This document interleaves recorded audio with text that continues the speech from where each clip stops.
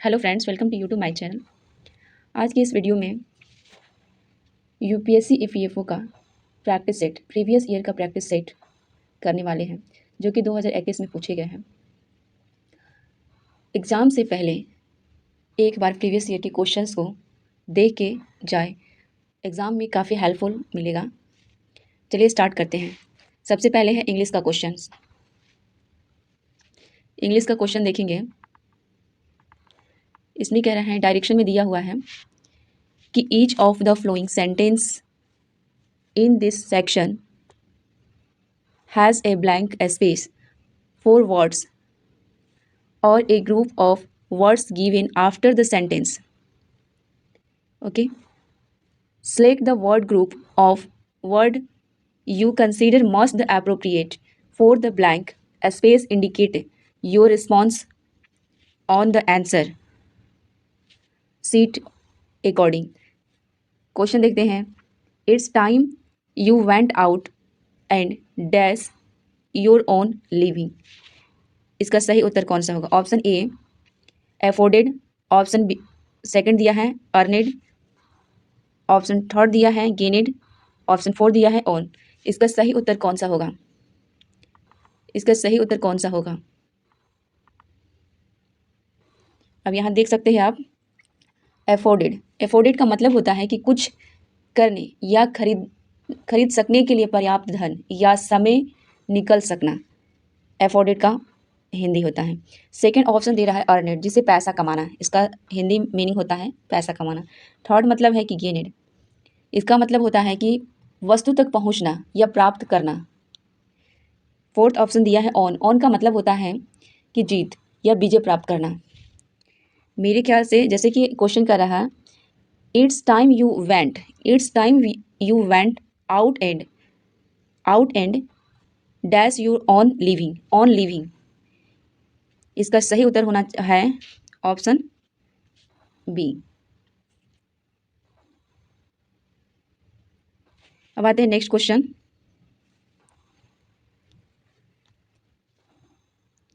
Next question दे रहा कि डायरेक्शन में each of the following sentence in this section has a blank space and four words on or a group of words given after the sentence. Select the word group of words you consider most appropriate for the blank space. Indicate your response on the answer sheet according. Question: the elephant fell into a dash the hothead had said. इसका option दे रहा, option A track, option A track, option B, option second है trap, option third है trick, option fourth है trunk. Option fourth है trunk. इसका सही उत्तर कौन सा होगा? ट्रंक का मतलब होता है कि किसी व्यक्ति, पशु या वाहन के चलने से बनी निशान, ट्रंक का मतलब होता है। ट्रैप का मतलब होता है जंतुओं को पकड़ने के लिए प्रयुक्त फंसा या जाल। ट्रैप का मतलब होता है जाल। ट्रिक का मतलब होता है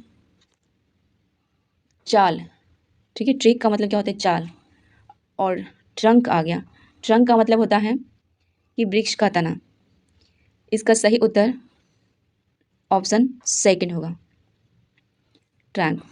नेक्स्ट क्वेश्चन है थर्ड क्वेश्चन में दिया है कि each of the following sentence in this section has a blank space for words or a group of words given after the sentence. Select the word or group of words you consider most appropriate for the blank space. Indicate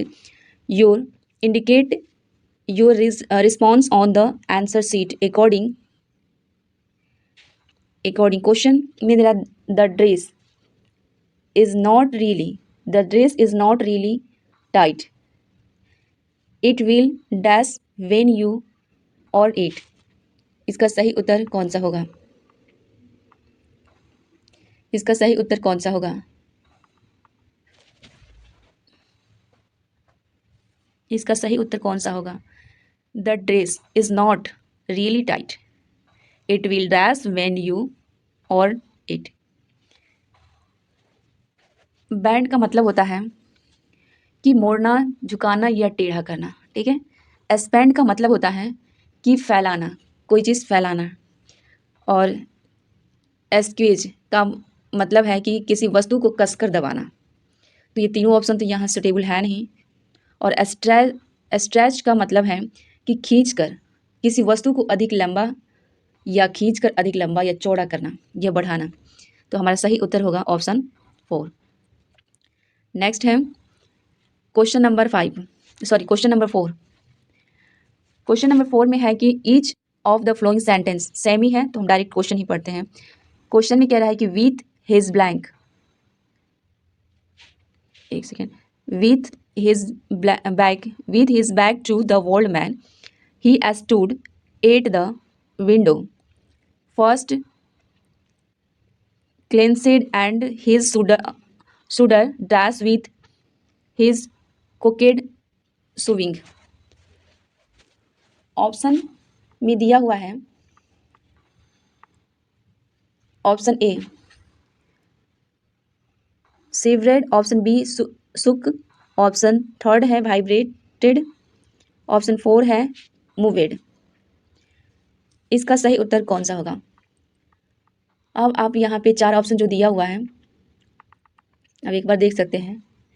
जैसे seaweed, सेवरेड का मतलब होता है ठिठुरना, कांपना, ठीक है।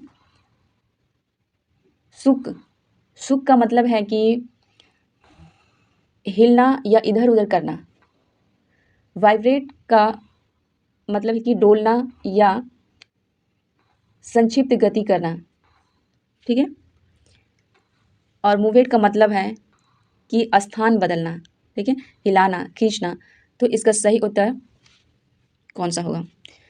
अब यहाँ दिया है कि with his back to the old man he stood at the window, fists clenched and his shoulder dash with the cooked sobering. तो इसका सही उत्तर होगा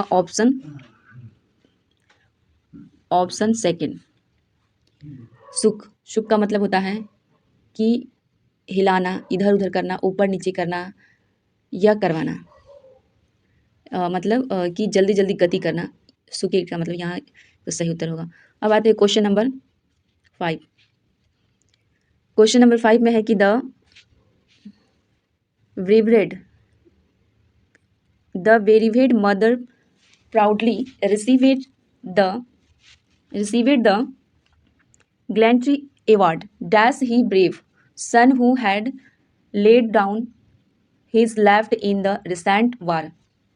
ऑप्शन फर्स्ट में कह रहा है कि इन द नेम ऑफ, या इन ल्यू ऑफ, या ऑन बिहाफ ऑफ, या फॉर द सेक ऑफ। इसका सही उत्तर कौन सा होगा? 4 ऑप्शन दिया हुआ है, इसका सही उत्तर होगा ऑन द हाफ ऑफ। इसका थर्ड ऑप्शन सही है, ठीक है। अब नेक्स्ट क्वेश्चन देखते हैं। Question number 6। क्वेश्चन नंबर 6 में कह रहा है कि she always organises lavish parties on the birthday. Option A है फ्रुगल, ऑप्शन बी है डिसेंड, ऑप्शन थर्ड है चीफ, ऑप्शन 4 है एस्ट्रैंग। इसका सही उत्तर कौन सा होगा? इसका सही उत्तर कौन सा होगा? इसका सही उत्तर कौन सा होगा? अब यहाँ हम देखते हैं, पूछा है यहाँ आप देख सकते हैं लेविश का मतलब होता है जो बहुत पैसे दे, खर्च करे, खर्चीला या फिजूल खर्ची, लेविश का मतलब होता है। और यहाँ पे फ्रुगल का मतलब है कि केवल उतना ही धन या भोजन इस्तेमाल करते हुए जितना आवश्यक हो, यानी किफ़ायती, यानी जितना ज़रूरत है उतना ही खर्च करें, फ्रूगल का मतलब है। और डिसेंट, डिसेंट का मतलब है कि उचित, उपयुक्त। डिसेंट का मतलब होता है कि उपयुक्त या उचित। और चीफ यानी सस्ता, चीफ का मतलब है कि कम कीमत का। ओके।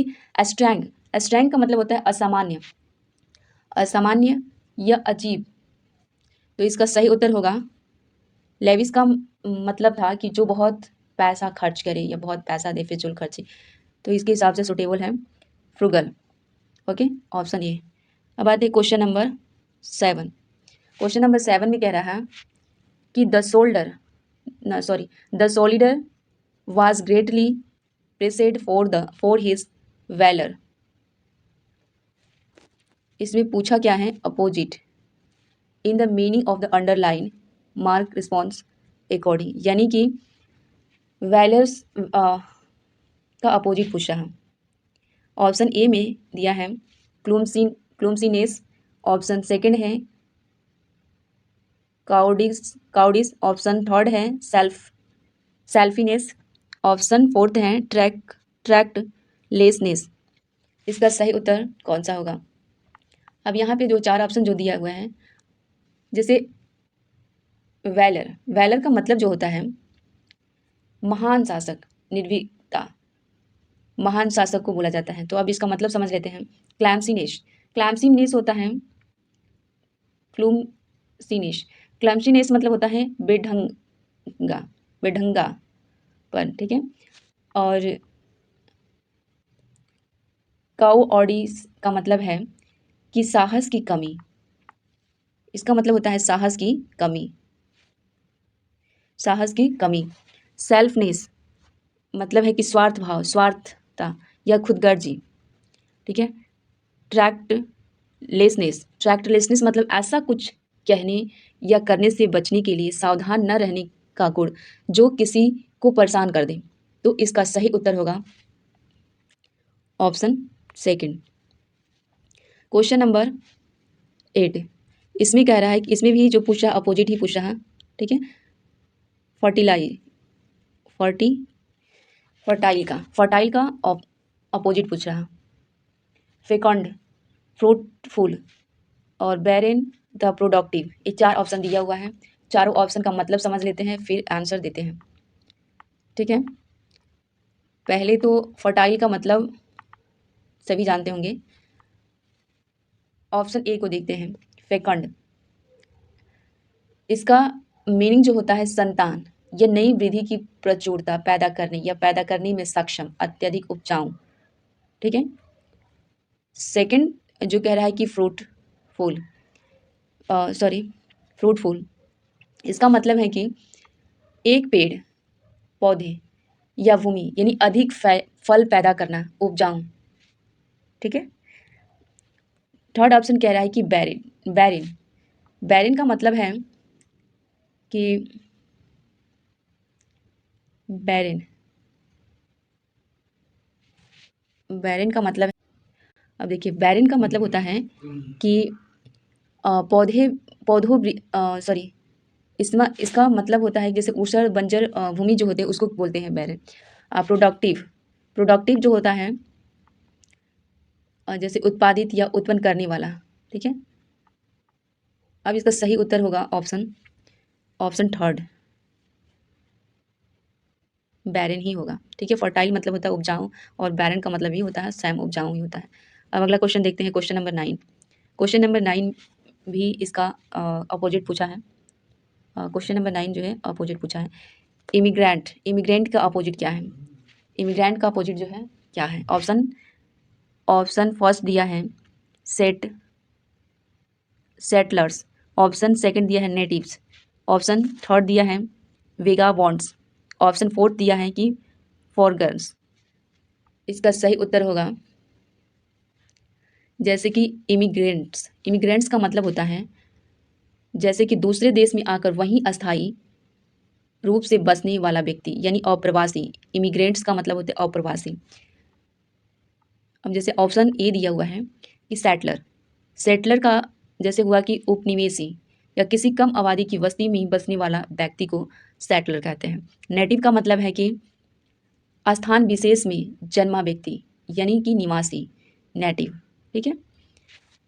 और वेगाबॉन्ड्स का मतलब है कि आवारा, घुमक्कड़ व्यक्ति। और फॉरगनर का मतलब है कि परदेसी यानी विदेशी, फॉरेन्स। तो इसका सही उत्तर होगा ऑप्शन सेकंड यानी नेटिव। ठीक है, नेटिव इसका सही उत्तर होगा। अब आते हैं क्वेश्चन नंबर 10। क्वेश्चन नंबर 10 में है, इसमें क्या पूछा है? इसमें पूछा है, इसमें भी अपोजिट ही पूछा है। एलिमेंट्री की अपोजिट जो है क्या है? तो आप देख सकते हैं अनयूजुअल। ऑप्शन ए दिया है कि अनयूजुअल, ऑप्शन बी है कि प्राइमरी, ऑप्शन थर्ड है नेव, ऑप्शन फोर्थ है एडवांस्ड।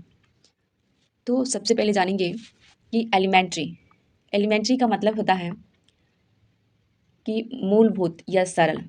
एलिमेंट्री का मतलब होता है मूलभूत या सरल। ठीक है, बेसिक यानी नॉट डिफिकल्ट। ठीक है, अब ऑप्शन में देखते हैं कि अनयूजुअल क्या है? अनयूजुअल यानी कुछ अलग होने से या रोचक, अनोखा, अनयूजुअल। अब प्राइमरी तो सब जानते हैं, सबसे बड़ा या मुख्य प्रधान जो प्राइमरी को कहा जाता है। नेव का मतलब होता है कि जिसे जीवन का पर्याप्त अनुभव नहीं और जो दूसरों पर विश्वास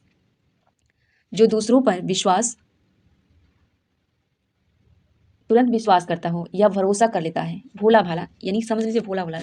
नेम का मतलब है तो भोला भाला, सीधा साधा। ठीक है, और एडवांस्ड यानी उच्च स्तर का, बहुत ज़्यादा सोचने वाला, बहुत ज़्यादा बोलने वाला, उच्च स्तर का, कुछ उच्च कोटि का, एडवांस्ड। तो इसका सही उत्तर क्या होगा? एलिमेंट्री का मतलब समझ में आ गया कि सरल, सीधा साधा। तो हमारे ख्याल से इसका सही उत्तर होगा option C, sorry option fourth, क्योंकि एडवांस्ड यानी अपोजिट पूछा है ना, एलिमेंट्री का अपोजिट पूछा है, मूलभूत या सरल। सरल यानी सीधा साधा, तो इसका एडवांस्ड होगा यानी ऊंचा स्तर का। अब आते हैं क्वेश्चन नंबर 11।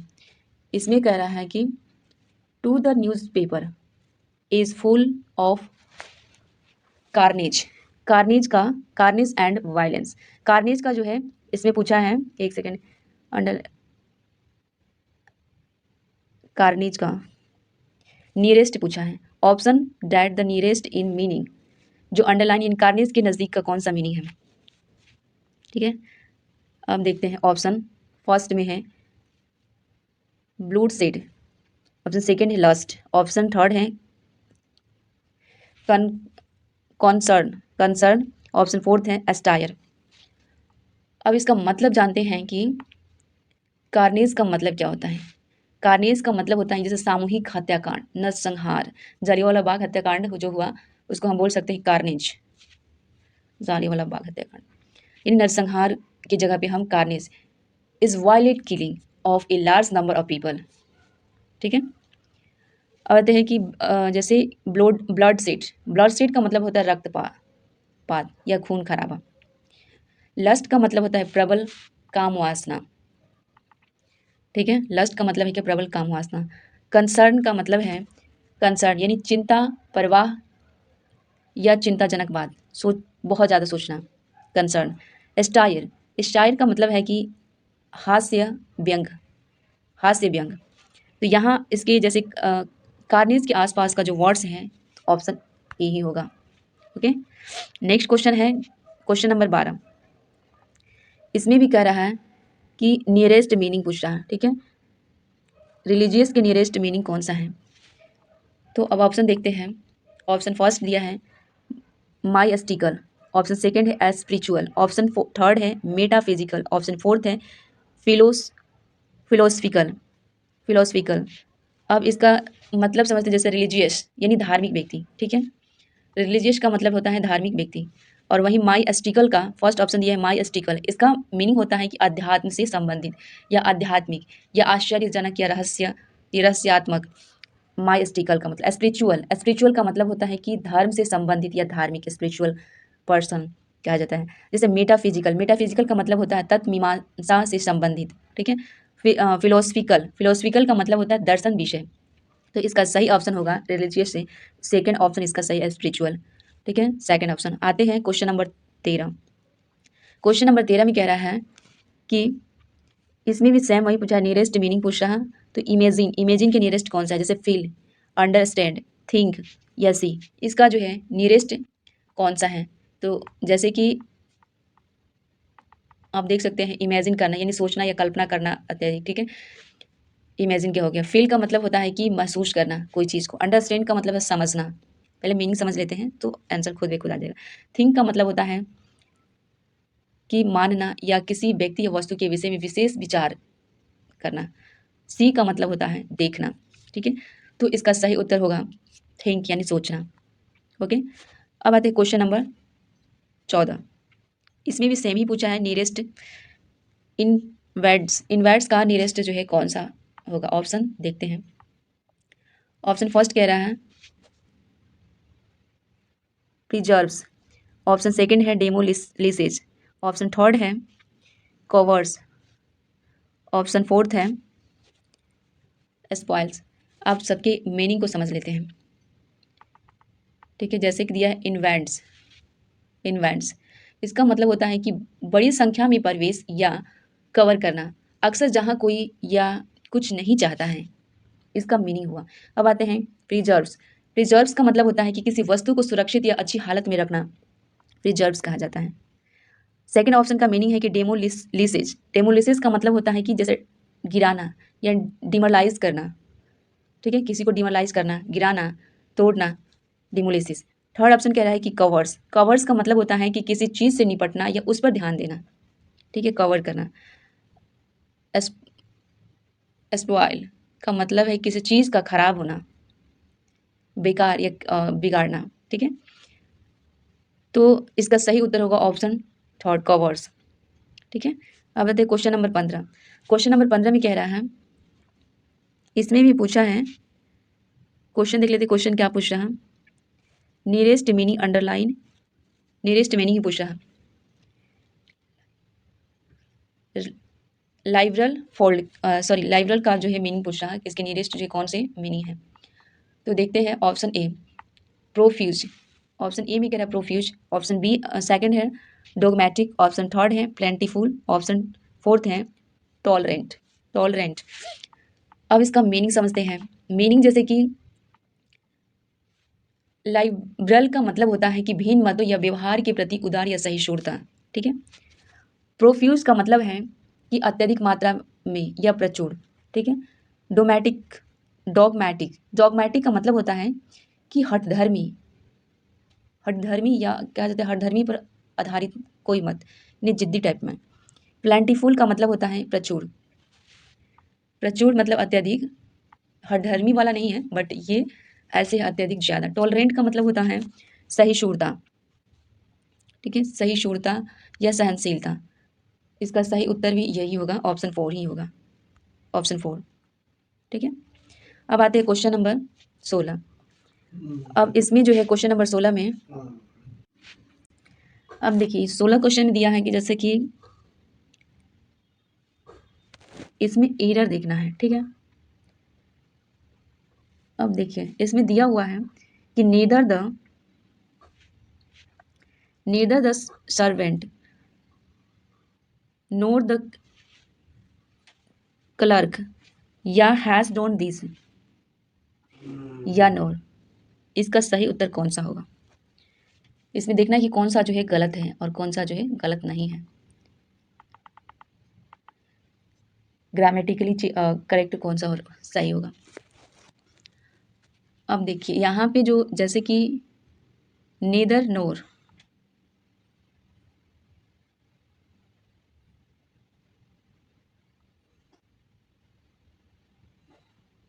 ऑप्शन फोर हमें लग रहा है, ऑप्शन फोर, इसका सही उत्तर ऑप्शन डी ही होगा,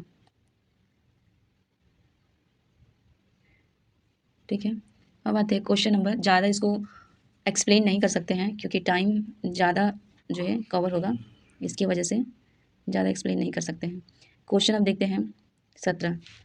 17 क्वेश्चन में दिया है कि the car which went past us, option A में दिया है। ऑप्शन बी में कह रहा है कि when we were driving on the highway, option C में दिया है कि must have been doing at least a 100 miles on hours. Option third दिया है नो एरर्स। तो इसका सही उत्तर कौन सा होगा? आप लोग क्वेश्चन देख सकते हैं और फिर बना भी सकते हैं। इसका सही उत्तर कौन सा होगा? इसका सही उत्तर होगा ऑप्शन डी, इसमें कोई एरर्स नहीं है। अब आते हैं 18 क्वेश्चन। इसमें दिया है कि Raju will be back home. Option B में कर in an year. Option C है कि after his stay abroad. Option third में नो ईयर। इसका सही उत्तर कौन सा होगा? यहाँ आप देख सकते हैं इन an year. In an year. Second जो ऑप्शन दिया हुआ है ऑप्शन बी जो है, वहाँ पे आपको जैसे कि एन के जगह पे ये लगना चाहिए, ए ईयर, नॉट की एन ईयर। तो इसका सही उत्तर होगा ऑप्शन बी। अब आते हैं question number 19। I have, second में दिया है कि much work to do, no error. अब इनमें से कौन सा जो है गलत है, ये देखना है। मेरे ख्याल से जो है I have much work to do today, यानी कि ये करेक्ट है, ग्रामेटिकली जो है करेक्ट है। तो इसका ऑप्शन जो है फोर्थ होगा, नो एरर। अब आते हैं क्वेश्चन नंबर 20। इसमें भी दिया है कि psychology did not develop into A science based of the carefully observation and experimentation until the late 1800s। और फोर्थ ऑप्शन में नो एरर। तो इसका सही उत्तर कौन सा होगा? सही उत्तर इसका कौन सा होगा? आप यहाँ देख सकते हैं कि ऑप्शन बी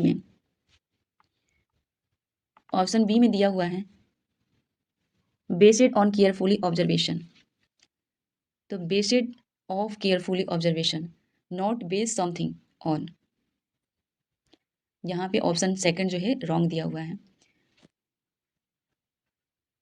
ऑफ की जगह पे ऑन होना चाहिए, बेस्ड ऑन केयरफुली ऑब्जर्वेशन होना चाहिए। तो ये जो है ऑप्शन सेकंड गलत है। अब आज्ञा मैथ का क्वेश्चन सॉल्व करना है। मैथ तो उतना स्ट्रांग है नहीं, फिर भी कोशिश करेंगे बनाने का। अब देखिए क्वेश्चन पढ़ते हैं। क्वेश्चन दिया हुआ है कि 1 और 100 के बीच की संख्याओं में अंक 3 इस प्रकार कितनी बार आएगा कि वह संख्या जिसमें 3 आता है और 3 से विभाजित होता है, 3 आता है और 3 से विभाजित होता है। इसका सही उत्तर कौन सा होगा? अब इसको आप बना सकते हैं, मैं इसका आंसर बता दे रही हूँ। इसका सही उत्तर जो होगा ऑप्शन सेकंड 12 होगा। सेकंड क्वेश्चन हम देखते हैं, क्योंकि इसमें बनाएंगे तो थोड़ा सा बहुत ही लंबा और समय लग जाएगा, इसलिए हम सिर्फ ऑप्शन इसको बता दे रहे हैं। क्वेश्चन सामने दिख रहा, आप इसे खुद भी सॉल्व कर सकते हैं। सेकंड दिया है कि जब 74 पावर 100 को 9 द्वारा विभाजित किया जाता है तब निम्नलिखित में से शेष कितने बचते हैं? इसका सही उत्तर क्या होगा? तो इसका सही उत्तर जो होगा ऑप्शन 7। ठीक है, ऑप्शन 7 इसका सही उत्तर होगा। आप इसको मल्टीप्लाई करके देख सकते हैं। अब आते हैं क्वेश्चन नंबर 23। क्वेश्चन नंबर 23 में कह रहा है कि √3 माइनस √2 व्युत्क्रम का समांतर माध्यम निम्नलिखित में से क्या है? इसका सही उत्तर होगा ऑप्शन ए, √3। क्वेश्चन नंबर दिया है 24 में कि मान लीजिए x और y ऐसी दो घनात्मक संख्याएं हैं कि जब x में 2 कम किया जाता है तो y में 2 की वृद्धि की जाती है, तो इन दोनों का अनुपात 2:1 हो जाता है। जब x में 2 की वृद्धि की जाती है और y में 2 की कमी की जाती है तो इन दोनों का अनुपात 3:1 हो जाता है। निम्नलिखित में से कौन सी संख्याएं x या y, x माइनस वाई के बराबर है? x माइनस वाई के बराबर है, इसका जो है सही उत्तर कौन सा होगा? इसका सही उत्तर होगा ऑप्शन ए, 20। अब आते हैं क्वेश्चन नंबर 25। मान लीजिए एक भाज्य घन पूर्ण संख्या है जिसका वर्गमूल एक पूर्णांक नहीं है। निम्नलिखित कथनों पर विचार कीजिए। ऑप्शन ए है कि n का एक गुणनखंड है जो 1 से बड़ा है पर n के वर्गमूल से छोटा है। ऑप्शन सेकंड कह रहा है n का गुणनखंड है जो n के वर्गमूल से बड़ा है पर n से छोटा है। ऊपर दिए गए कथनों में कौन सा सही है? इसका सही उत्तर जो होगा, इसका सही उत्तर है ऑप्शन थर्ड। 1 और 2 दोनों सही है। अब इसको बना के देखिएगा आप लोग। अब आते हैं क्वेश्चन। द्विआधारी जो है, द्विआधारी संख्या दिया हुआ है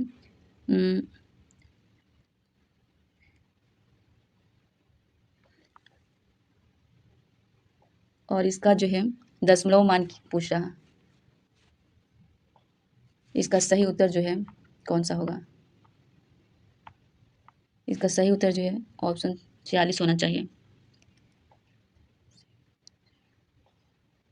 1,00,000 और 1,110 दिया हुआ है का तुल्य दशमलव मान क्या है? इसका ऑप्शन ए सही उत्तर होगा। सेकंड में दिया है कि question number 27, raw input data को उपयोगी जानकारी में परिवर्तित करने के लिए निम्नलिखित में से कौन सा बुनियादी ऑपरेशन सभी कंप्यूटर द्वारा नहीं किया जाता है? सभी जो है कंप्यूटर द्वारा नहीं किया जाता है। ऑप्शन फर्स्ट में है इनपुटिंग, सेकंड है स्टोरिंग, थर्ड है स्विचिंग, फोर्थ है आउटपुटिंग। इसका सही उत्तर जो है स्विचिंग होगा।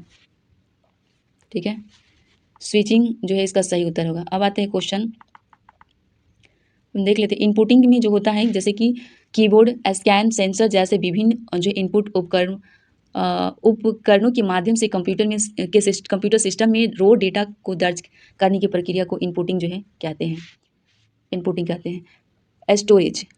स्टोरिंग या स्टोरेज, इसका मतलब होता है कि इसमें कंप्यूटर में मेमोरी या स्टोरेज डिवाइस जैसे कि हार्ड डिस्क, क्लाउड आधारित स्टोरेज डेटा स्टोर में डेटा और डेटा का अवधारणा शामिल होता है स्टोरेज। स्विचिंग का मतलब तो समझ ही गए हैं। आउटपुटिंग का मतलब होता है कि जैसे मॉनिटर, प्रिंटर, स्पीकर, ये सब जो है आउटपुटिंग डिवाइस है। चलिए अगला क्वेश्चन देखते हैं। अगला क्वेश्चन है कि जैसे क्वेश्चन नंबर 28 में दिया है कि निम्नलिखित में से कौन सी मेमोरी बहुत तेज और सीपीयू और मुख्य मेमोरी के बीच हाई स्पीड बफर के रूप में कार्य करती है? रैम, रोम या फ्लैश मेमोरी या कैश मेमोरी? इसका सही उत्तर जो होगा option D, cache memory. Cache memory जो होता है वह मेमोरी जो बेहद तेज होती है, वह मेमोरी जो बेहद जो है तेज होती है और सीपीयू और मुख्य मेमोरी के बीच हाई स्पीड बफर के रूप में कार्य करती है, उसे कैश मेमोरी कहते हैं। ओके, और अगर सीपीयू की हम बात करते हैं, सीपीयू, ठीक है, तो सीपीयू जो होता है कैश मेमोरी का मुख्य मेमोरी की तुलना में बहुत तेज़ी से एक्सेस कर सकता है क्योंकि यह उसी चिप पर सीपीयू के बीच स्थित है या इसमें बहुत करीब है या इसके जो है बहुत करीब है। रैम की बात करते हैं अगर, तो रैम जो होता है अस्थिर मेमोरी है जो कि वर्तमान में सीपीयू द्वारा उपयोग किए जा रहे डेटा और निर्देशों को संग्रहित करता है रैम मेमोरी। इसका उपयोग डेटा को अस्थायी भंडारण के लिए जो है किया जाता है। कंप्यूटर बंद होने पे इसका डेटा जो है अपने आप हट जाता है। ठीक है,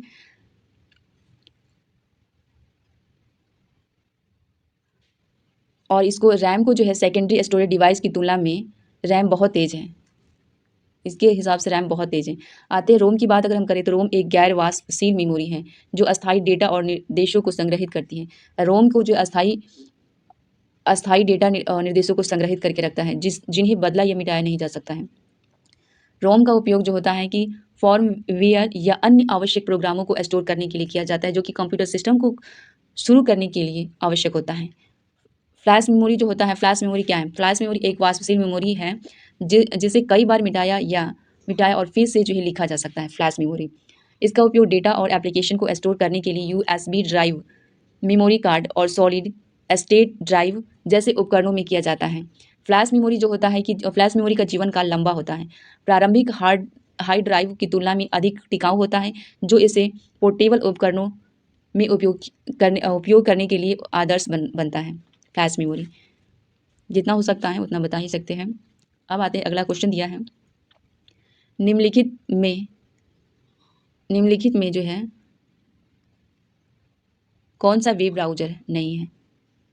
फेरोरा जो है ब्रेव ब्राउज़र नहीं है। बाकी जो है जैसे internet explorer, Firefox, Google Chrome, ये सारे जो है वेब ब्राउज़र हैं। और फेरोरा क्या है? फेरोरा जो है एक वेब ब्राउज़र नहीं है, बल्कि एक ये लिंक्स आधारित ऑपरेटिंग सिस्टम है। ठीक है, अब आते हैं next question. Question number 30। Question number 30 में देखते हैं कि निम्नलिखित में से कौन सा एक जो है 1 GB सूचना को निरूपित करता है। तो इसका सही उत्तर होगा ऑप्शन सेकंड 1024। 1 GB बराबर 1024 MB होता है। थर्ड ऑप्शन है कि वर्ष 1915 में दक्षिण अफ्रीका से लौटने के बाद गांधी जी ने सबसे पहले कहाँ व्यापक जन सामूहिक के बीच उपस्थित हुए? जन सामूहिक के बीच कहाँ उपस्थित हुए? ऑप्शन ए में कह रहा है बम्बई विश्वविद्यालय, ऑप्शन सेकंड है खेड़ा, ऑप्शन फोर्थ है चंपारण, ऑप्शन थर्ड है चंपारण, ऑप्शन फोर्थ है बनारस हिंदू विश्वविद्यालय।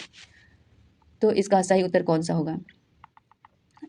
इसका सही उत्तर होगा ऑप्शन फोर्थ, बनारस हिंदू विश्वविद्यालय। बनारस हिंदू विश्वविद्यालय की अगर हम बात करते हैं तो 4 फरवरी 1916 को गांधी जी ने बनारस हिंदू विश्वविद्यालय में दक्षिण अफ्रीका से लौटने के बाद अपनी पहली सार्वजनिक उपस्थिति जो है दर्ज की। उन्होंने BHU यानी कि बनारस हिंदू विश्वविद्यालय में श्रोताओं को संबोधित किया कि जहां प्रभावशाली युवा और राजकुमार बिछौने और रत्नों से सजे आदि शामिल थे, दरभंगा के महाराजा कुर्सी पर थे, इसलिए वहां पे जो है सबसे पहले सार्वजनिक रूप से किया। चंपारण में जो है गांधी जी ने शुरुआत किया सत्याग्रह को 1917 ईस्वी में। ठीक है, खेड़ा की बात करें जो 1918 का खेड़ा सत्याग्रह हुआ गुजरात के खेड़ा जिले में।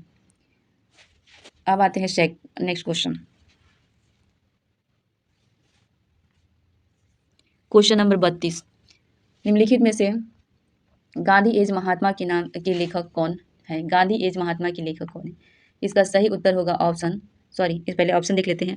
महादेव देसाई, शाहिद अमीन, लुई फिशर और डेविड अर्नल्ट। इसका सही उत्तर होगा शाहिद अमीन। गांधी एज महात्मा के लेखक जो है शाहिद अमीन है।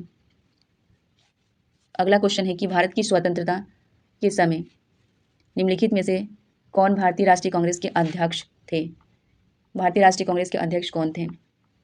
Option A Pattabhi Sitaramayya, option second Jawaharlal Nehru, option third है अब्दुल कलाम आजाद, ऑप्शन फोर्थ है JV कृपलानी। इसका सही उत्तर JV कृपलानी ही होगा। ठीक है, अब आते हैं क्वेश्चन नंबर 34। 1931 के दौरान बिहार की गया जिले में प्रभावशाली किसान सभा आंदोलन किसके नेतृत्व में विकसित हुआ? Option A Yadunandan Sharma, option second है सहजानंद, ऑप्शन थर्ड है शीतला सहाय, ऑप्शन फोर्थ है तिलक माझी। इसका सही उत्तर होगा यदुनंद शर्मा के द्वारा। यदुनंद शर्मा जो थे बिहार के गया जिला में किसान आंदोलन के लिए लोगों को पहल और प्रोत्साहन किया। ठीक है, अब आते हैं अगला क्वेश्चन नंबर 35। पीरपुर रिपोर्ट 1938 किसने जो है प्रस्तुत किया? ऑप्शन फर्स्ट है मुस्लिम लीग, सेकंड है यूनियन लिस्ट पार्टी और अहरार पार्टी, फोर्थ है भारतीय राष्ट्रीय कांग्रेस पार्टी। इसका सही उत्तर होगा मुस्लिम लीग। ठीक है, मुस्लिम लीग ने किया था। ये कब हुआ था? अब इसके बारे में थोड़ा सा डिटेल्स थोड़ा सा समझते हैं। 3 सितंबर 1939 को तत्कालीन वायसराय लॉर्ड लिनलिथगो ने घोषणा की कि भारत द्वितीय विश्व युद्ध के दौरान ब्रिटेन के साथ नाजी जर्मनी के साथ युद्ध में था। भारतीय राष्ट्रीय कांग्रेस 28 सितंबर 1885 को उस समय जो है भारत के प्रमुख राजनीतिक दल और इसके वायसराय के फैलने पर आपत्ति जताई, जो भारतीयों को से परामर्श किए बिना लिया गया था। एक ये कारण था। सेकंड कारण था कि 1937 में चुनाव के बाद कांग्रेस 7 ब्रिटिश भारतीय प्रांतों में सत्ता थी। मुस्लिम लीग जो 30 दिसंबर 1906 को स्थापित तब केवल एक प्रांत में सरकार बना सकती थी। सेकेंड था कि नेक्स्ट था कि लिंग जो था द्वारा लाई गई 1938 के पीरपुर रिपोर्ट में कांग्रेस शासित प्रदेशों में मुसलमानों पर अत्याचारों को सूचीबद्ध किया गया था। इसमें उनमें हिंदू और समर्थक रूख और मुस्लिम विरोधी पूर्वाग्रह दिखाने की कोशिश की थी। यह रिपोर्ट देश के बंटवारे की मांग और उसे जायज़ ठहराने वाला अहम दस्तावेज बन गई। अब कुछ देख लेते हैं, जैसे कि यूनियन लिस्ट पार्टी में कौन था। पंजाब ब्रिटिश भारत में एक राजनीतिक दल था। इसकी स्थापना 1923 में सर फाजली हुसैन, सर छोटू राम और सर सिकंदर हयात खान ने की थी। मूल रूप से पंजाबी जमींदारों के हितों का प्रतिनिधित्व था। अहरार आंदोलन की अगर बात किया जाए तो इसकी शुरुआत 1910 ईस्वी में हुई थी। नेतृत्व जो है इसका मौलाना मोहम्मद अली और हकीम अजमल खान हसन जो है इमाम तथा मौलाना जफ़र अली खार और मजहर उल हक ने। इसने जो है अलीगढ़ आंदोलन की निष्ठावान नीतियों का विरोध किया। निष्ठावान नीतियों। अगला क्वेश्चन में दिया हुआ है, शॉर्ट में कुछ समझाने का कोशिश, अभी थोड़ा बहुत कुछ एक्सप्लेन कर रहे हैं जिसकी वजह से थोड़ा टाइम ज़्यादा लग रहा है।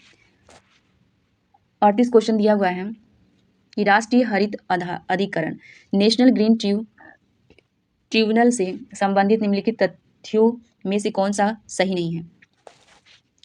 इसका सही उत्तर होगा सही नहीं है। यहाँ आप देख सकते हैं कि यह सिविल प्रक्रिया संहिता की अधिनिर्धारित प्रक्रिया से संबंधित है। ये ऑप्शन जो है गलत दिया हुआ है, जबकि ये राष्ट्रीय हरित अधिकरण से संबंधित, जैसे एनजीटी का गठन 2010 में किया गया, ये ऑप्शन सही है। इसका उद्देश्य पर्यावरण संरक्षण और वनो अन्य प्राकृतिक संसाधनों के संरक्षण से संबंधित मामलों का प्रावधान एवं शीघ्र निपटान सुनिश्चित है, ये भी सही है। ऑप्शन 4 दिया है कि नैसर्गिक न्याय के सिद्धांत से निर्देशित, तीनों ऑप्शन सही है, जबकि जो है ऑप्शन 3 जो है गलत है। आते हैं क्वेश्चन नंबर 37, निम्नलिखित में से कौन सा प्राकलन समिति का जो है अधिदेश है। कौन सा जो है प्राकलन समिति का अधिदेश है। इसका सही उत्तर ऑप्शन फर्स्ट देखते हैं। यह इस संबंध में जो है प्रतिवेदन देती है कि प्राकलनों में अंतर्निहित नीति के अनुरूप क्या क्या मितव्ययता और संगठन के सुधार तथा कार्यकुशलता प्रशासनिक सुधार किए जा सकते हैं। इसका सही उत्तर होगा ऑप्शन ए। क्वेश्चन नंबर 38 देखते हैं। क्वेश्चन नंबर 38 में कह रहा है कि आर्थिक सर्वेक्षण 2020 से 21 के अनुसार वर्ष 2021 से 22 में भारत की वास्तविक जीडीपी में वृद्धि निम्नलिखित में से कितनी रहेगी। जीडीपी जो है कितनी रहेगी, तो इसका सही उत्तर होगा option second 11%। Question number 39, NITI Aayog में नीति शब्द का निम्नलिखित में से किसका जो है परिवर्णी शब्द है, यानी कि नीति का जो है फुल फॉर्म क्या होता है। आप national institution for transforming India, ठीक है, इसका सही उत्तर होगा सेकंड। अब आते हैं निम्नलिखित में से कौन सा जो है नमामि गंगे का कार्यक्रम का सही वर्णन नहीं है। नमामि गंगे का कार्यक्रम का सही जो है वर्णन नहीं दिया गया है, यानी इसमें गलत चुनना है, ठीक है। ऑप्शन ए में कह रहा है जल शक्ति मंत्रालय की एक पहल, ये भी सही है। ऑप्शन सेकंड में कह रहा है कि उत्तर प्रदेश, बिहार और उड़ीसा राज्यों में गांव सम्मिलित है, ये गलत है। ऑप्शन थर्ड में कह रहा है कि इसका उद्देश्य गंगा नदी के किनारे बसे गाँवों में खुले शौचालय से मुक्त करना है।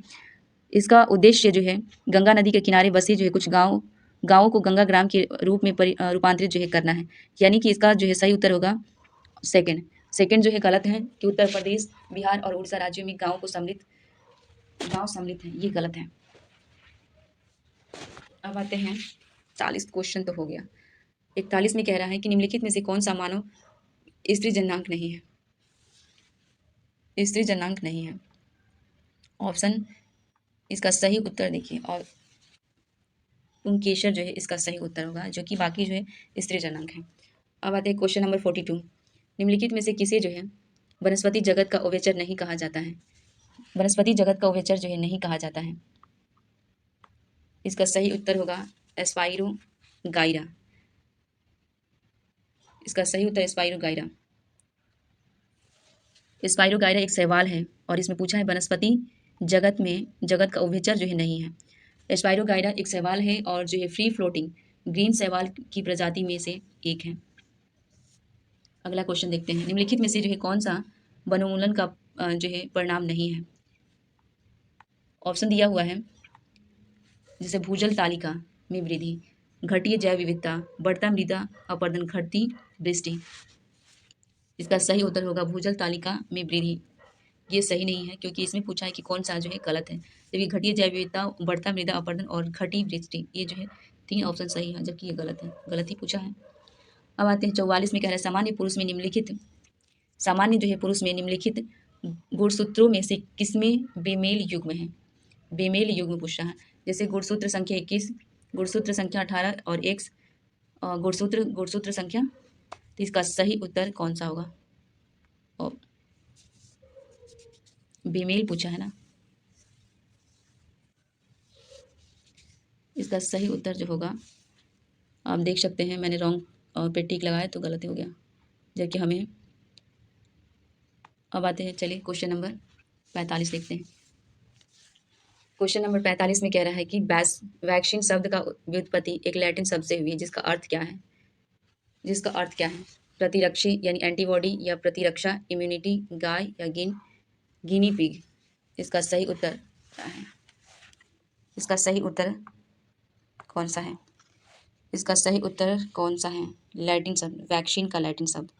वैक्सीन का मतलब होता है, वैक्सीन शब्द लैटिन शब्द यानी वैका से लिया गया है, जिसका अर्थ होता है गाय। वैका का अर्थ होता है गाय, तो इसका सही उत्तर होगा गाय।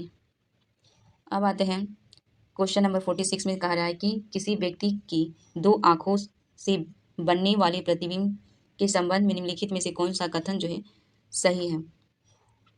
कौन सा कथन जो है सही है? सही पूछा है। प्रत्येक आंख किंचित भिन्न प्रतिबिंब को देखती है। इसका सही उत्तर ऑप्शन 4 होगा।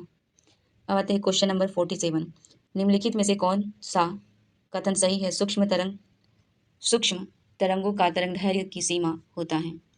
तरंगदैर्घ्य की सीमा होता है। इसका सही उत्तर ऑप्शन ए, अवरक्त तरंगों और रेडियो तरंगों। अवरक्त तरंगों और रेडियो तरंगों। अब आते हैं क्वेश्चन नंबर 48 में, हाइड्रोजन परमाणु का आकार निम्नलिखित में से कौन सा है? हाइड्रोजन परमाणु का आकार निम्नलिखित में से कौन सा है? इसका सही उत्तर होगा ऑप्शन ए, 10⁻⁻10 मीटर। हाइड्रोजन परमाणु का आकार आमतौर पे जो है 10⁻⁻10 मीटर के क्रम में ही होता है। ठीक है, ऑप्शन ए। सेकंड ऑप्शन है कि बल संबंधी निम्नलिखित में से कौन सा कथन जो है सही है? निम्नलिखित में से जो है कौन सा कथन सही है? इसका सही उत्तर होगा, ऋणात्मक बल आकर्षण प्रकृति का होता है। ऋणात्मक बल जो होता है आकर्षण प्रवृत्ति का होता है। इसका ऑप्शन 4 सही होगा। क्वेश्चन नंबर 50, यदि किसी परावैद्युत पदार्थ को किसी बाह्य वैद्युत क्षेत्र में रखा जाए तो निम्नलिखित में से कौन सी परिघटना होगी? ऑप्शन चुंबकन, ध्रुवण या प्रकाशीय आयनन या वृत्तीयकरण। इसका सही उत्तर कौन सा होगा? इसका सही उत्तर ध्रुवण होगा, ऑप्शन सेकंड। 51 में कह रहा है, जल में मिलाए जाने वाले निम्नलिखित में से कौन सा पदार्थ पीएच को परिवर्तित नहीं करेगा? कौन सा पदार्थ जो है पीएच को परिवर्तित नहीं करेगा? कौन सा पदार्थ पीएच को परिवर्तित नहीं करेगा? NaCl जो है पीएच को परिवर्तित नहीं करेगा। NaCl जो होता है, पानी में NaCl यानी सोडियम क्लोराइड मिलाया जाता है, जो कि घोल का पीएच नहीं बदलता है। सोडियम क्लोराइड एक उदासीन लवण है। सोडियम क्लोराइड क्या होता है? एक उदासीन लवण है।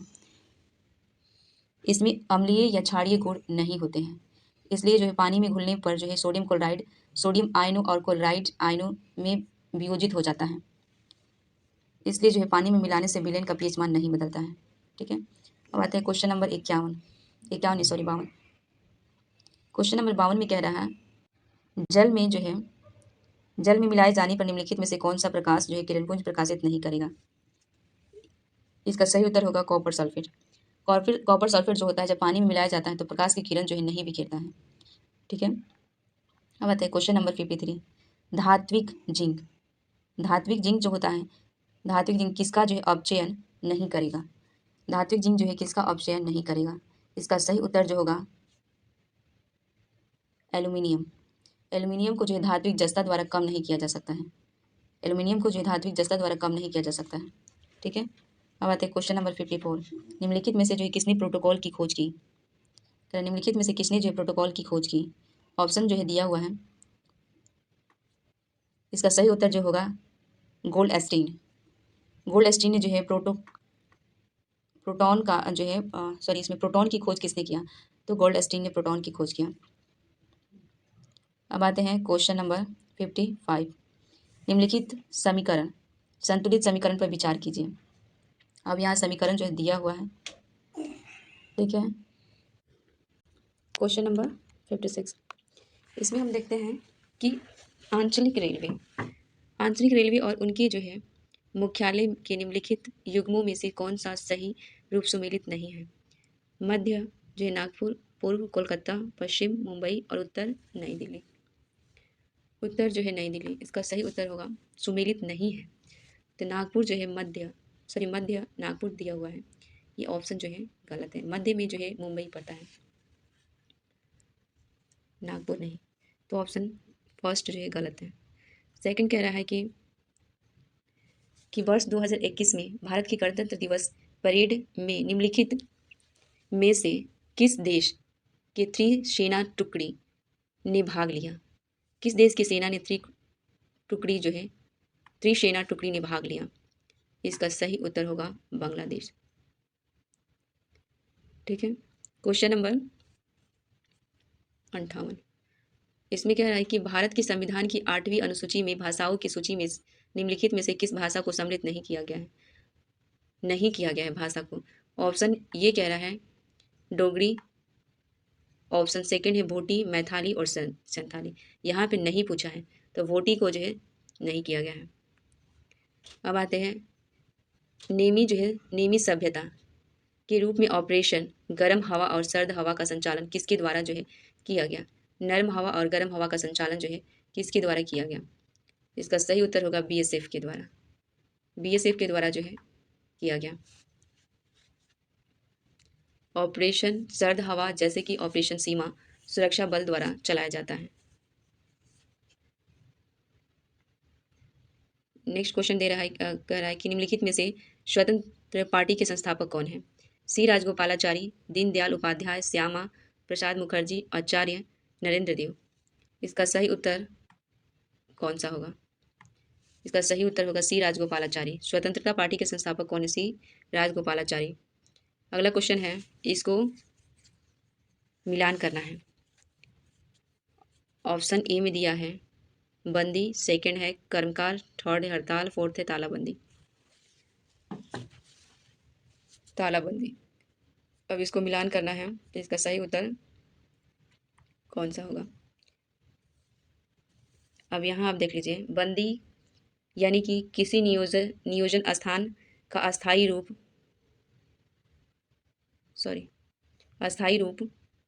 जो है बंद कर दिया जाता है। और कर्मकार का मतलब होता है कर्मकार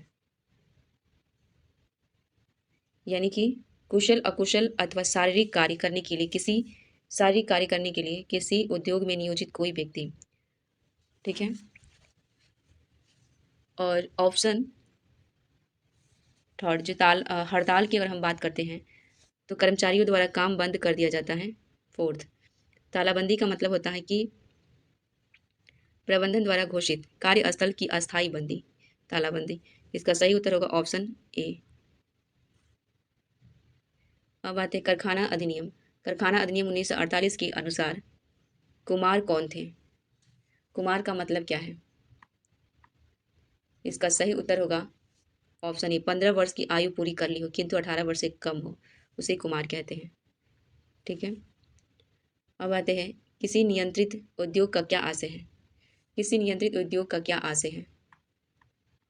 इसका सही उत्तर होगा कोई ऐसा उद्योग जिसका संघ नियंत्रण में लिया जाना किसी केंद्रीय अधिनियम द्वारा लोकहित में समीचीन की घोषणा कर दिया जाता है, उसे कहते हैं नियंत्रित उद्योग।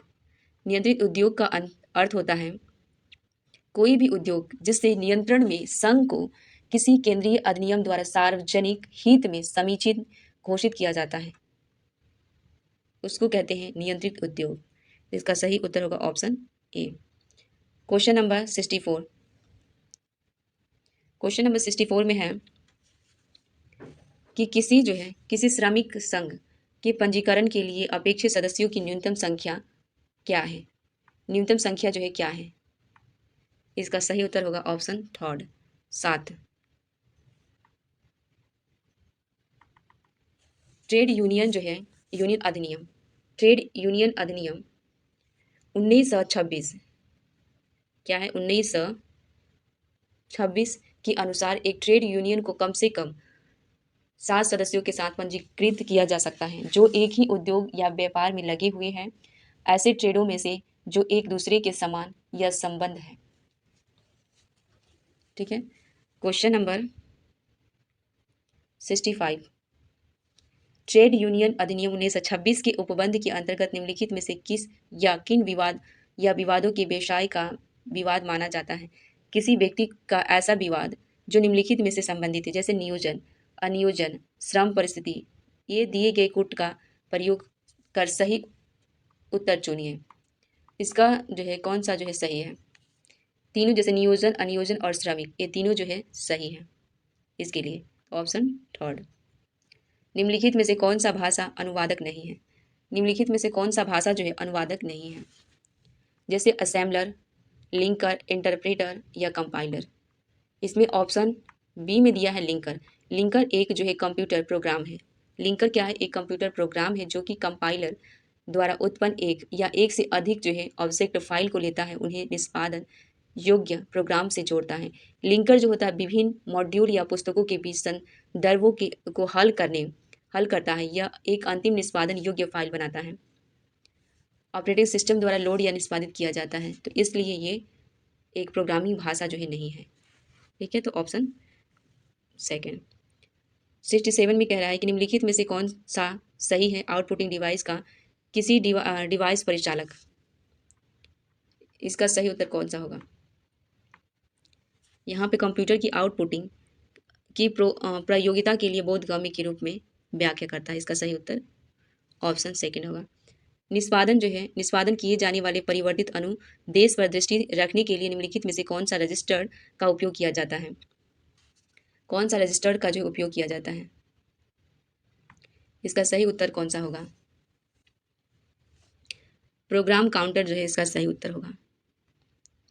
ठीक है। अब क्वेश्चन नंबर 69, निम्नलिखित में से कौन सा ऑडियो फाइल फॉर्मेट नहीं है? इसमें से ऑडियो फाइल फॉर्मेट कौन सा नहीं है? इसका सही उत्तर होगा SWF। SWF जिसे कहते हैं शॉकवेव फ्लैश को संक्षिप्त में कहा जाए, जो इंटरनेट पर क्या है, मल्टीमीडिया सामग्री, विशेष रूप से जो एनिमेशन या इंटरैक्टिंग मीडिया के लिए उपयोग किया जाने वाला एक फाइल है और ये माइक्रोमीडिया द्वारा बनाया जाता है। इसका उपयोग स्वामित्व एडोबी के पास होता है, इसलिए फाइल जो है ऑडियो फाइल नहीं है, बाकी सब ऑडियो फाइल है। अब यहाँ कह रहे एक बीट सूचना के संचय के लिए प्रयुक्त किसी अनुक्रमिक इलेक्ट्रॉनिक परिपथ को निम्नलिखित में से किस रूप में निर्देशित किया जाता है? किस रूप में निर्देशित जो है किया जाता है? इसका सही उत्तर होगा ऑप्शन सी, यानी option 3, flip flop. Flip flop जो है इसका सही उत्तर होगा। जैसे एक बीट सूचना को संग्रहित करने के लिए उपयोग किए जाने वाले अनुक्रमिक इलेक्ट्रॉनिक सर्किट को फ्लिप फ्लॉप कहा जाता है। ठीक है, इसका सही उत्तर ऑप्शन थर्ड। क्वेश्चन नंबर 71, निम्नलिखित में से किसका जो है संबंध निर्गुण भक्ति से है? किसका संबंध जो है निर्गुण भक्ति से है? ईश्वर की अमूर्त रूप, इसका सही उत्तर होगा अमूर्त रूप से। अब आते हैं क्वेश्चन नंबर, आईनी अकबरी में मुगल शासक की सरहदों के भीतर किसे बढ़ावा देने का प्रयास किया गया था? बढ़ावा देने का जो है प्रयास किया गया था। इसका सही उत्तर जो है ऑप्शन शक्तिशाली शासक वर्ग के समर्थन से सामाजिक सत्ता। आईनी अकबरी की अगर बात करते तो मुगल सम्राट अकबर के शासनकाल के दौरान दरबारी इतिहास अबुल फजल द्वारा एक संकलित एक विशेष दस्तावेज था। आईनी अकबरी का मुख्य उद्देश्य था कि एक मजबूत और न्यायपूर्ण शासक वर्ग का समर्थन करके मुगल राज्य के भीतर सामाजिक सद्भावना स्थिरता को बढ़ावा देना। ठीक है, इसका ऑप्शन शक्तिशाली वर्ग से संबंधित है। अब आते हैं क्वेश्चन नंबर 73, गांधी जी ने दांडी नमक का प्रारंभ निम्नलिखित में से किस स्थान से किया? ऑप्शन दिया हुआ है साबरमती आश्रम, सही उत्तर होगा साबरमती आश्रम। क्वेश्चन नंबर 74 में निम्नलिखित में से कौन जो है कांग्रेस पार्टी का समाजवादी गुट के सदस्य जो है नहीं है, समाजवादी गुट के सदस्य नहीं है। जयप्रकाश नारायण, राजेंद्र प्रसाद, एनजी रंगा और नरेंद्र देव। अब इसमें तो सीधे दिख रहा है राजेंद्र प्रसाद जो है समाजवादी गुट के सदस्य नहीं है। बाकी तीन जो ऑप्शन दिया हुआ है ये सब जो है समाजवादी गुट के सदस्य हैं। क्वेश्चन नंबर 75, मैकाले ने 1835 के शिक्षा विवरण में निम्नलिखित में से किसकी सिफारिश जो है नहीं की, किसकी जो है सिफारिश जो है नहीं की। अब इसका होगा सही उत्तर होगा शिक्षा के उच्च स्तरों पर केवल पाश्चात्य विश्व का शिक्षण जो जिसका जो है सिफारिश जो है मैकाले ने नहीं किया था। ठीक है, इसका सही उत्तर होगा ऑप्शन थर्ड। अरे यार, शिक्षा के उच्च स्तरों के पाश्चात्य और पाश्चात्य दोनों का जो है शिक्षण नहीं किया था। You are correct. अब आते क्वेश्चन नंबर 76, ब्रह्मपुत्र नदी पर घुबरी और फुलबाड़ी के बीच प्रस्तावित पुल द्वारा निम्नलिखित में से कौन सा राज्य सीधे असम से जुड़ा है, कौन सा राज्य जो है सीधे असम से जुड़ा है। अरुणाचल प्रदेश, मेघालय, पश्चिम बंगाल और मिजोरम। इसका सही उत्तर होगा मेघालय। सही उत्तर होगा मेघालय। भारत में ब्रह्मपुत्र नदी की घुबरी और फुलवाड़ी के बीच प्रस्तावित पुल असम राज्य को सीधे मेघालय राज्य से जोड़ता है। अब आते क्वेश्चन नंबर 77, निम्नलिखित कथनों पर जो है निम्नलिखित कथनों में से कौन सा जो है सही है। पहला दिया है कि भारत रामसर सम्मेलन का हस्ताक्षर करता है। सेकंड ऑप्शन दिया रामसर सम्मेलन आर्द्र भूमि संरक्षण से संबंधित है। थर्ड दिया है कि भारत में 76 जो है रामसर स्थल है। इनमें से जो है कौन सा कथन जो है सही है, इनमें से कौन सा कथन जो है सही है। इनमें से जो है पहला और दूसरा जो है कथन जो है सही है,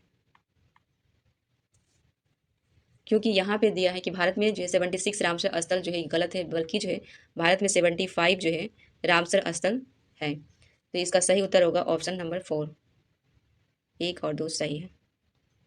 क्वेश्चन नंबर जो है 78, प्रधानमंत्री कृषि सिंचाई योजना के तहत निम्नलिखित में से कौन सा एक उद्देश्य नहीं है। प्रधानमंत्री कृषि सिंचाई योजना के तहत कौन सा जो है एक कथन जो है सही नहीं है, ये पूछा है। तो इसका जैसे आप देख सकते हैं उर्वरक उच्च उपज वाली किस्मों और कीटनाशकों का उपयोग करने के लिए सब्सिडी प्रदान किया जाता है, जबकि ये गलत है। सेकंड में कह रहा है कि जमीनी स्तर पर सिंचाई में निवेशकों को समन्वित करना। थर्ड ऑप्शन दिया है कि सुनिश्चित सिंचाई के अंतर्गत जो है कृषि योग्य क्षेत्र का विस्तार करना। फोर्थ ऑप्शन है कि खेतों में जल उपयोग क्षमता में सुधार लाना। यानी ये तीनों जो है ऑप्शन जो है सही है, बल्कि जो है फर्स्ट गलत है। 79 में कह रहा है कि निम्नलिखित में से जो है किस स्थान पर एशिया का पहला निर्यात प्रसंस्करण क्षेत्र 1965 में स्थापित जो है किया गया, 1965 में स्थापित किया गया। इसका सही उत्तर जो है कौन सा है, कांडला जो है इसका सही उत्तर है। कांडला की बात करते तो एशिया का पहला जो है निर्यातक प्रसंस्करण क्षेत्र 1965 में कांडला गुजरात भारत में स्थापित किया गया था। कांडला की अगर बात करें तो जो है निर्यातक प्रसंस्करण क्षेत्र की स्थापना उद्योगों को विभिन्न बुनियादी सुविधा प्रदान करके निर्यात और औद्योगिकरण को बढ़ावा देने के उद्देश्य से की गई थी। ठीक है, इसका सेकंड ऑप्शन जो है सही है। अब आते हैं क्वेश्चन नंबर 80, इसमें कह रहा है कि एलपीजी ग्राहकों को सेवा वितरण की एक जो है सुलक्षित प्रणाली के रूप में जो है शुरू की गई योजना का नाम निम्नलिखित में से जो है कौन सा है, निम्नलिखित में से जो है कौन सा नाम है। इसका सही उत्तर होगा पहाल। पहाल का मतलब होता है एलपीजी या पहाल, यानी कि प्रत्यक्ष हस्तांतरित लाभ।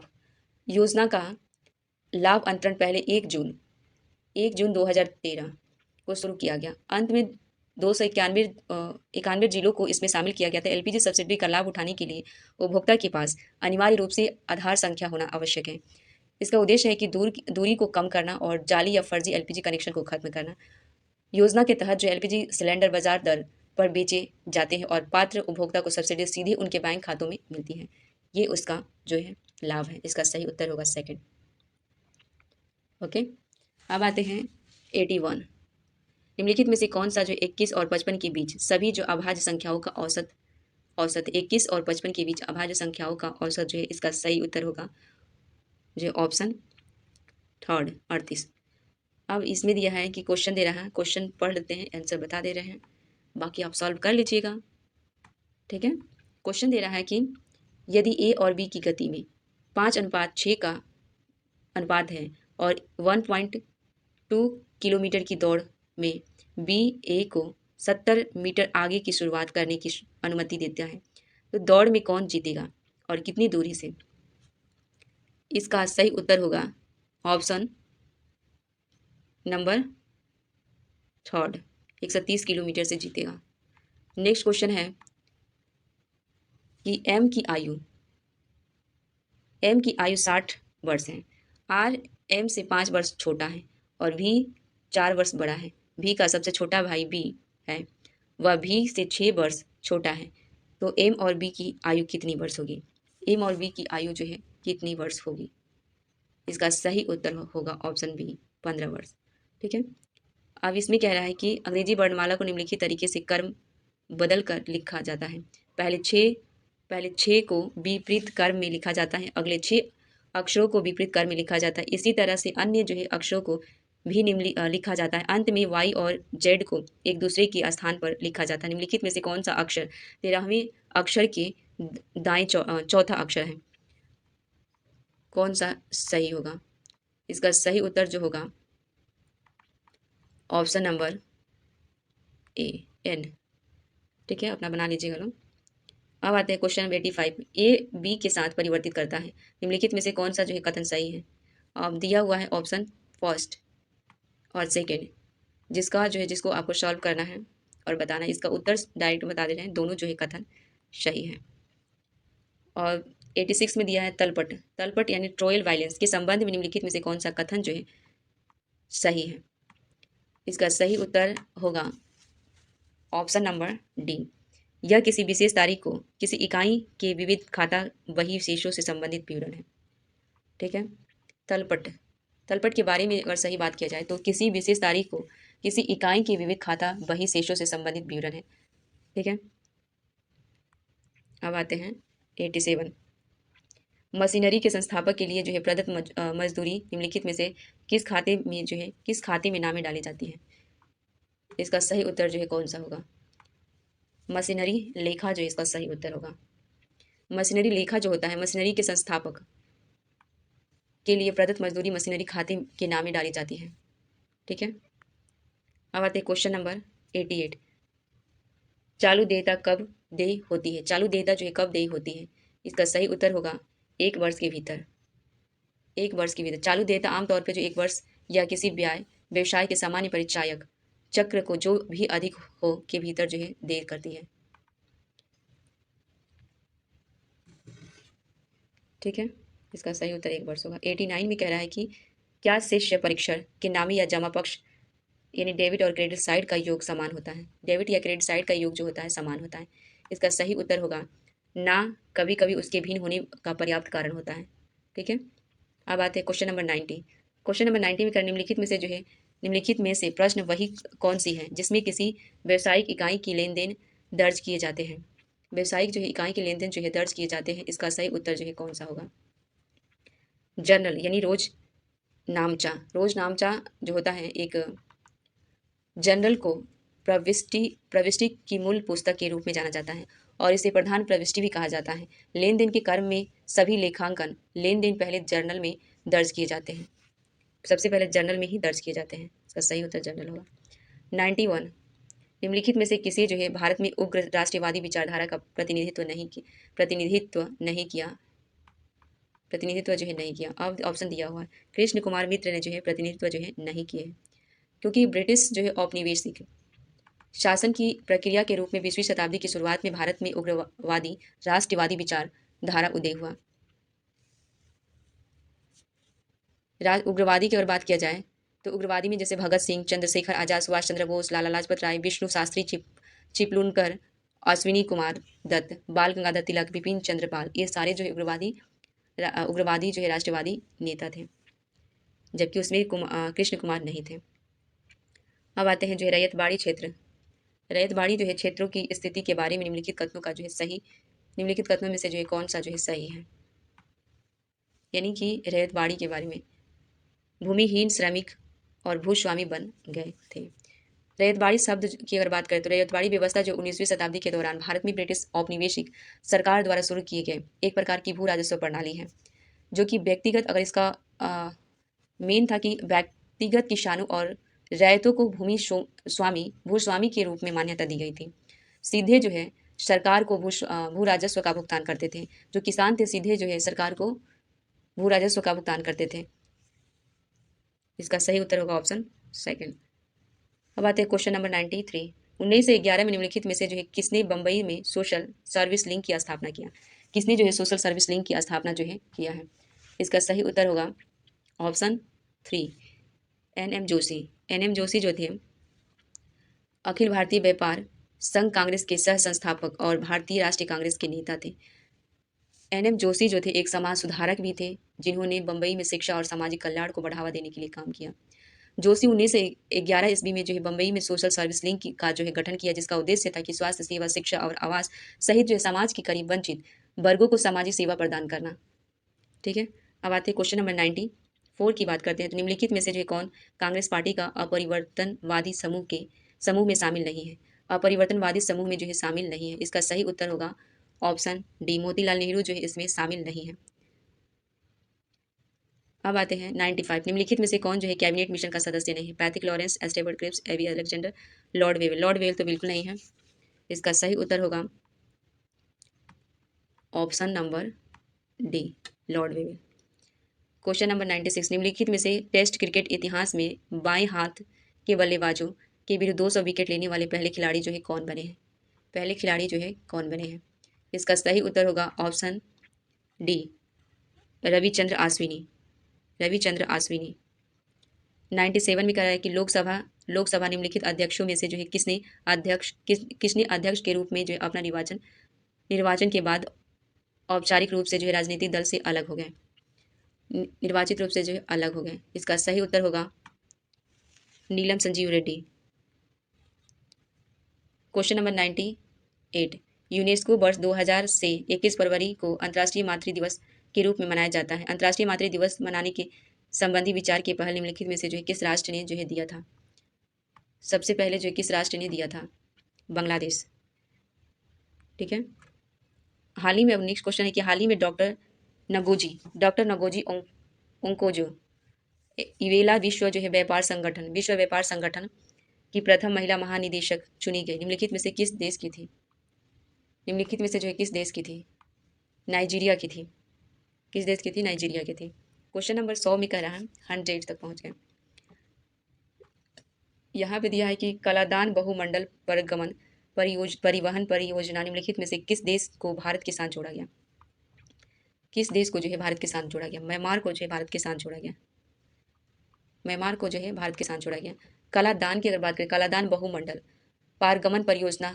परिवहन परियोजना भारत द्वारा म्यांमार के साथ साझेदारी में की गई एक प्रमुख बुनियादी ढांचा का पहल था।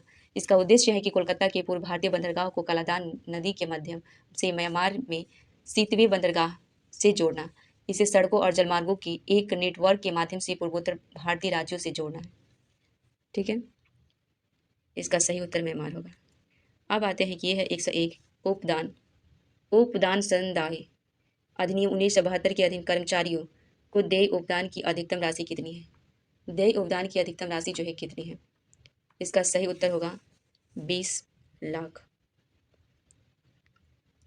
Question number 102। किसी वयस्क कर्मकार के लिए एक सप्ताह में काम करने हेतु जो है अनुमत घंटों की अधिकतम संख्या कितनी है? घंटों की संख्या जो है कितनी है? इसका सही उत्तर होगा 48 घंटा। क्वेश्चन नंबर 103 में यह अधिकतम जो अवधि क्या है जिसमें समुचित सरकार न्यूनतम मजदूरी अधिनियम 1948 के अधीन मजदूरी की न्यूनतम जो है दरों की समीक्षा करेगी, उन्हें संशोधित करेगी? इसका सही उत्तर जो है कौन सा होगा? क्वेश्चन एक बार फिर पढ़ते हैं कि किसी वह अधिकतम अवधि क्या है जिसमें समुचित सरकार न्यूनतम मजदूरी अधिनियम 1948 के अधीन मजदूरी की न्यूनतम दरों की समीक्षा करेगी, उन्हें संशोधित करेगी? इसका सही उत्तर जो होगा 5 वर्ष। 104 में कह रहा है कि सुकन्या समृद्धि योजना के अधीन वह अधिकतम राशि कितनी है जिसे जो है किसी वित्तीय वर्ष के दौरान जो है जमा किया जा सकता है? इसका सही उत्तर जो है कौन सा होगा? इसका सही उत्तर होगा 1.5 लाख। जो है सुकन्या समृद्धि योजना बालिकाओं के लिए एक छोटी जो है जमा योजना है, जिसे 22 जनवरी 2015 को बेटी बचाओ बेटी पढ़ाओ के अभियान के एक भाग के रूप में शुरू किया गया। ठीक है, अब आता है इसका जो 105 न्यूनतम और अधिकतम आयु कितनी वर्ष है जिसमें जो है कोई अभिदाता अटल पेंशन योजना में सम्मिलित हो सकता है? अटल पेंशन योजना में सम्मिलित हो सकता है, इसमें पूछा है। न्यूनतम और अधिकतम आयु 18 से 40 वर्ष है। ठीक है, अब आते हैं सकल लाभ का आशय निम्नलिखित में से कौन सा है? सकल आय का जो है सकल लाभ का आशय जो है निम्नलिखित में से कौन सा है? इसका सही उत्तर होगा विक्रय में बेचे गए माल की लागत को घटाने के बाद प्राप्त लाभ। 107 में कह रहा है कि वह आधारभूत लेखांकन संकल्पना क्या है जो लाभों की किसी प्रत्याशा का नहीं अपितु जो सभी संभावित जो हानियों के प्रावधान का समर्थन करती है, प्रावधान का जो है समर्थन जो है करती है। इसका सही उत्तर जो है कौन सा होगा? इसका सही उत्तर जो है कौन सा होगा?